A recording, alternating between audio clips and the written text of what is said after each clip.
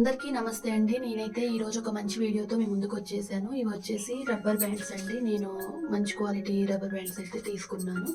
ఈరోజు నేను జడ రబ్బర్ బ్యాండ్ తయారు చేసి చూపిస్తాను. మనకి మంచి క్వాలిటీ అయితే మనం ఇంత హెవీగా చేసుకున్నప్పుడు రబ్బర్ బ్యాండ్ అనేది సాగిపోకుండా ఉంటుందన్నమాట. అందుకని క్వాలిటీ రబ్బర్ బ్యాండ్ తీసుకున్నాను.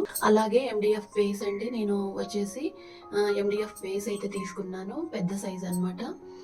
2 ఇంచ్ అయితే తీసుకున్నాను. నెక్స్ట్ వచ్చేసి రబ్బర్ బ్యాండ్ అటాచ్డ్ అండి. ఇది కూడా మనకి కంపల్సరీ కావాలన్నమాట. మనకి రబ్బర్ బ్యాండ్ అనేది జాయిన్ చేసుకోవడం కోసం అని చెప్పేసి ఈ అటాచ్డ్ అయితే తీసుకుంటున్నాను.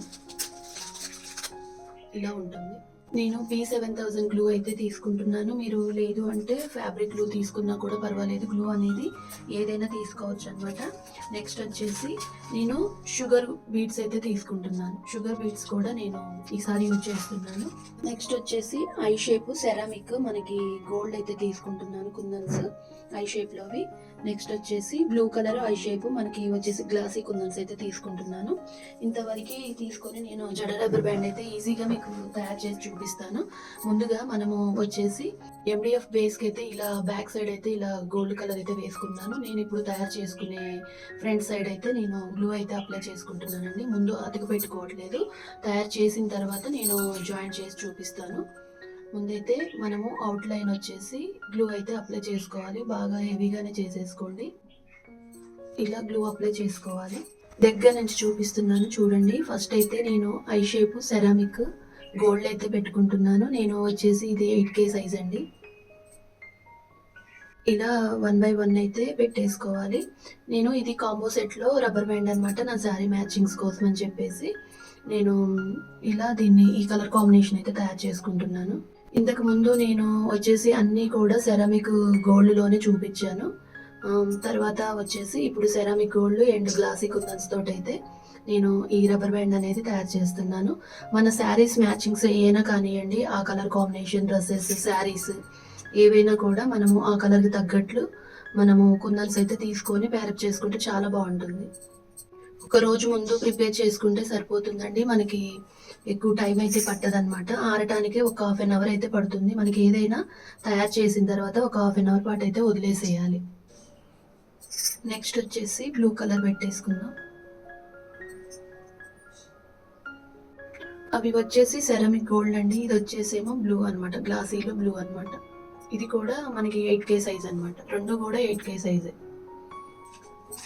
సెకండ్ లైన్ కూడా బ్లూ కలరే పెట్టేస్తున్నాను.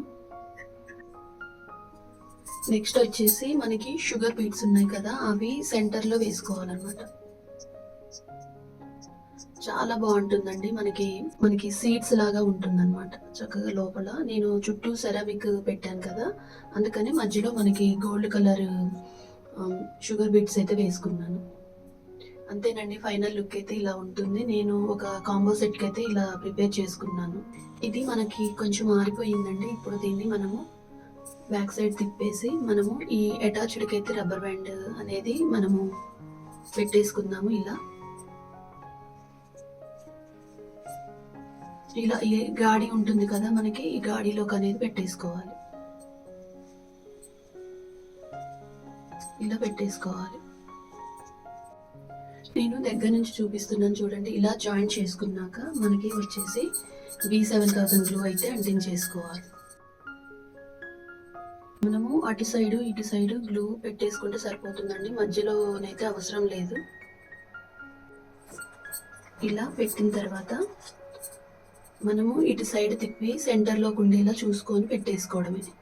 ఇలా కరెక్ట్గా సెంటర్లో ఉండేలా చూసుకొని ఇలా ఒక 15 నిమిషాలు 1/2 అవర్ పాటు అయితే ఇలా అంటించేసుకొని వదిలేసేయాలి. చూడండి, రబ్బర్ బ్యాండ్ అయితే కంప్లీట్గా ఆరిపోయింది. వెనకాల కూడా గట్టిగా స్టిక్ అయిపోయింది అనమాట.